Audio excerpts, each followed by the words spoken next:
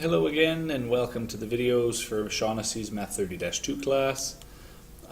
This one here is on the logarithm laws.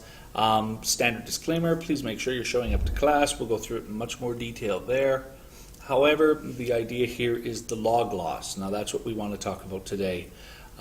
Basically the reason for the log laws is because there's laws of exponents.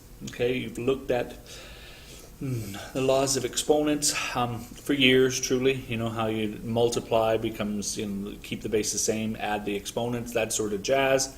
Those laws do translate to logarithms because logarithms are the inverses of exponents. So we've got those sorts of things going on. Now, this is just introducing, there are three laws of logarithms that we want to talk about here. Okay, and it talks about in the tops here, because exponents and logarithms are related, they both have laws that simplify them, or laws that make them go together. So, law number one, the log of a product is equal to the sum of the two separate logs with the same base. So, what this essentially means is the log base something of x times y, the log of a product, okay, the log base something of a product, two things multiplied together, equals the sum of the two separate logs with the same base. So the log same base of the first piece plus the log same base of the second piece, and so on and so forth. Now this law does work both ways. So sometimes you can take them when there's two logs added together, you can make it the log of a product. Sometimes you can take and go back. Now what this usually is sees, as far as this course is concerned, is questions like this. Express as a single log.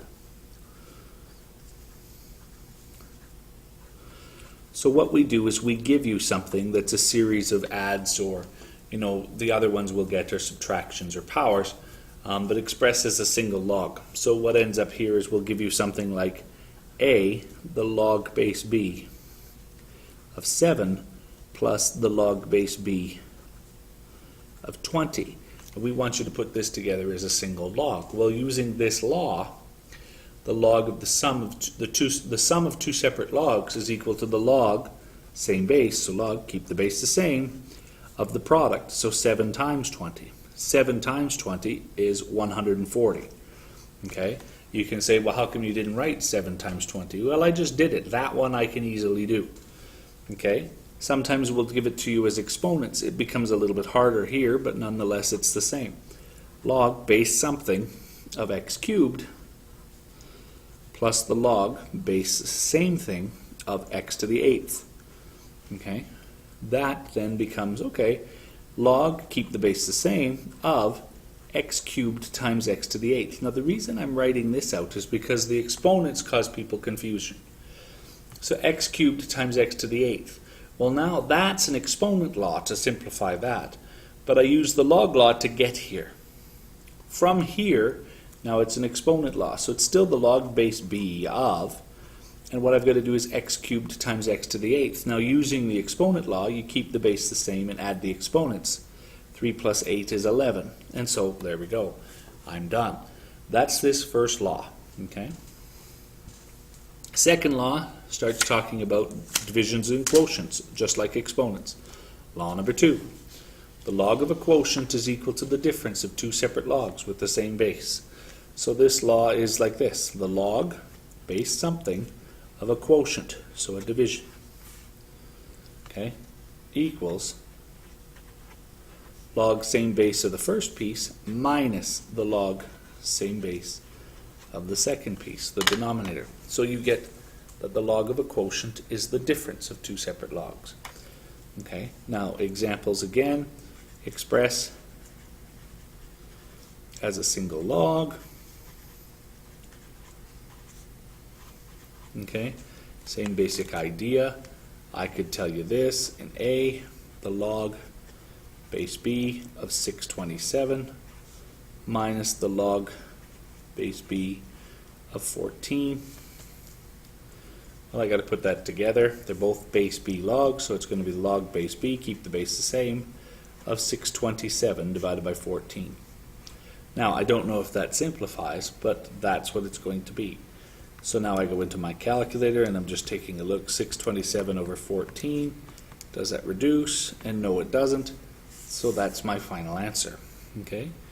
When I do exponents, I can get the same thing. So b, okay, it could be the log base b of x cubed minus the log base b of x to the 8th. Keep the base the same. It's going to be log base b of x cubed divided by x to the 8th. Okay? Sorry, I'm off screen. Okay? So from there, you say, okay, well, what's that going to be? You could say that's the log base b of, keep the base the same, 3 minus 8 is negative 5, okay, over 1.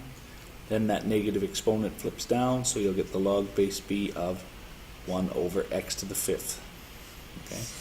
There's lots of ways to look at those exponents, but that's what's going on there. Okay? So you can get these sorts of ideas. Log of a sum or log of a difference. Okay? Now, along with this, you can get examples like so, okay, where I can give you e.g. the log base b of 6 plus the log base b of 12 minus the log base b of 9. Okay? Because the thing is, we can put them together. We can do any combination of them that we want. Okay? So from there you get this sort of idea, and you just need to put these together. Now you can put them together in one step and say it's the log base b of 6 times 12 divided by 9. Most people find it a little bit easier to think, okay, I'm going to do these first two first. So most people say, okay, that's going to be the log base b of 6 times 12. 6 times 12, I go into my calculator, or I figure it out, is 72.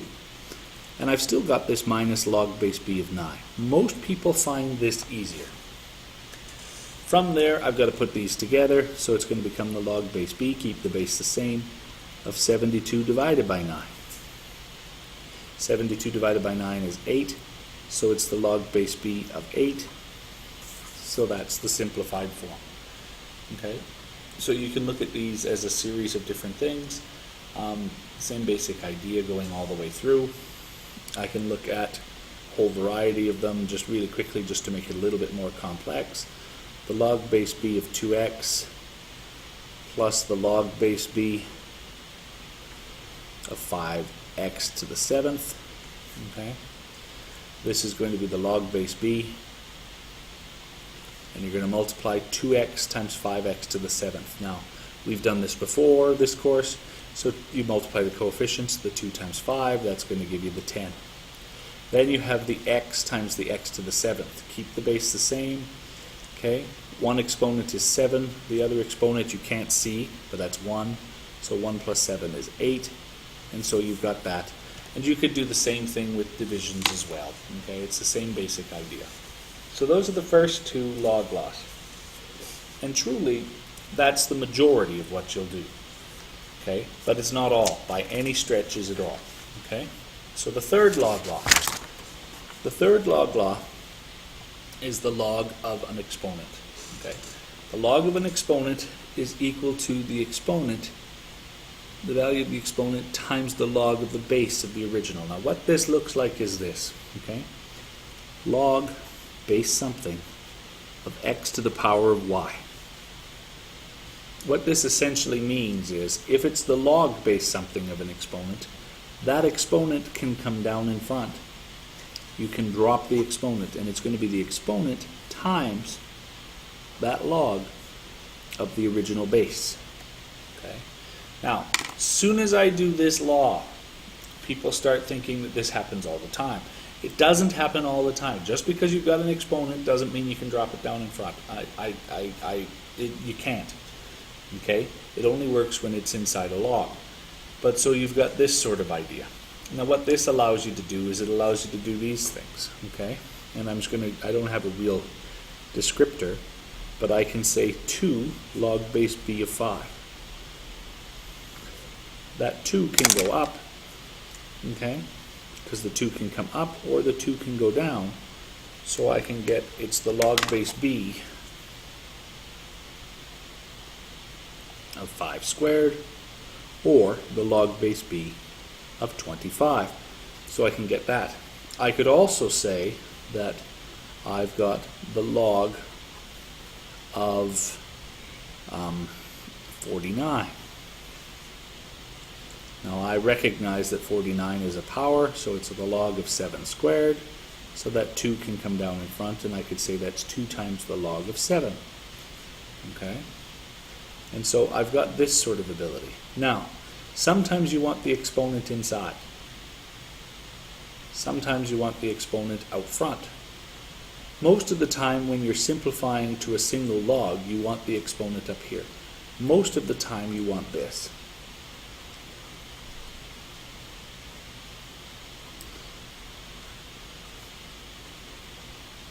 Because the questions are going to be, can you simplify to a single log? You don't always want that, but most of the time you want that. Because what ends up happening is we give you ones like this. Express as a single log.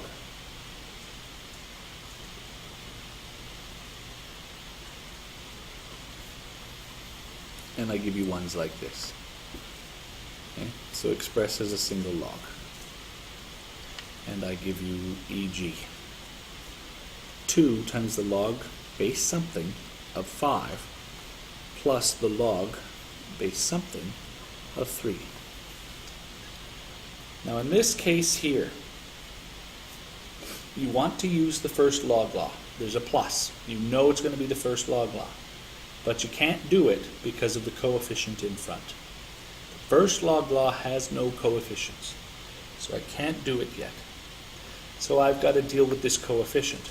The easiest way to deal with the coefficient is to realize that by the third log law, it goes up. So you end up with the log base b of 5 squared. 5 squared is 25, plus the log base b of 3. Now from there, now I can use the first log law, and that's the log, keep the base the same, of 25 times 3. 25 times 3 is 75. And there you go. Okay? That's all that's going on. Now, once you can do it with numbers, you can do it with letters as well. If I look at a second example, e.g., expressed as a single log, so same idea, of 3 log base b of x minus the log base b of 5x. Okay? So in this case here, I'm looking at this. I want to say, oh, this is law number 2, but it's not. The reason it's not, same reason, that coefficient. So I got to put that up. So if I put that up, it's going to be the log base b of x cubed minus the log base b of 5x. Now it's law number 2, so I can put it together. It's log base b of x cubed over 5x. Okay. Now that's not finished, but that's what I get. Then from there I look, well, how can I simplify? Well, x cubed divided by x, there's 2 x's left, or I can say 3 minus 1 is 2, but I'm going to get x squared over 5. And that is my simplified expression. Okay? So you've got this sort of idea. Okay? You can do all sorts of things with these log laws, provided you're comfortable with it. Okay? That third log law, the one where the exponent comes in, if you're expressing as a single log, you almost always want to move that exponent up. Okay? So if I look at just a couple more examples, because I don't have much for this lesson. If I look at just a couple more examples, I have e.g.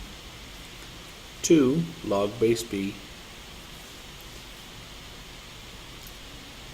2 log base b of 3x to the 4th plus 2 log base b of x. The 2's go up in each case, so keeping in mind the 2 goes up in front of the whole thing, the 2 goes up in front of the whole thing, I'm going to get this. Okay? The log base b of 3x to the 4th all squared plus the log base b of x squared. Now, it's this one here. That's one of the exponent laws. That 2 goes into both. So I'm going to clean this up first. The log base b of 3 squared, or 9. X to the 4th squared, keep the base the same, multiply the exponents. 4 times 2 is 8. Plus the log base b of x squared. Cleaning that up, now I can put them together. The sum of two separate logs is the log of the product, so it's going to be log, keep the base the same. 9 times the 1 is 9, that's easy. X to the 8th times x squared, keep the base the same, add the exponents, 10, and so I get that. Okay?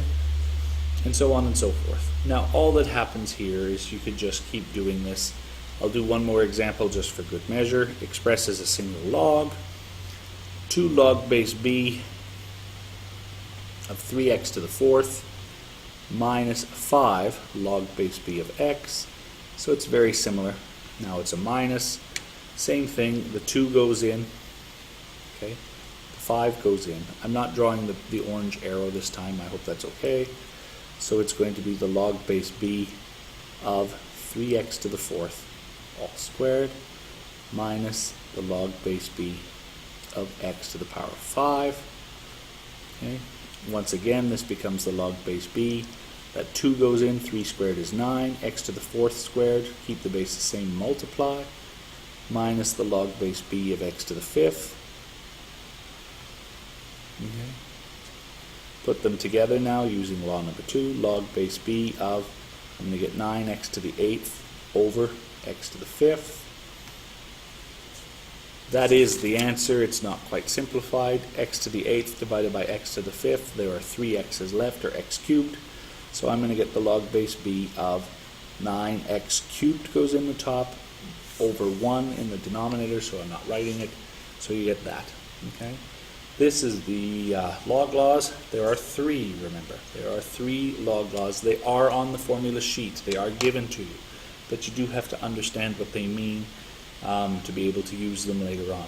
So hopefully that makes sense. If you have any questions, please come see me in class, and otherwise have a fantastic day.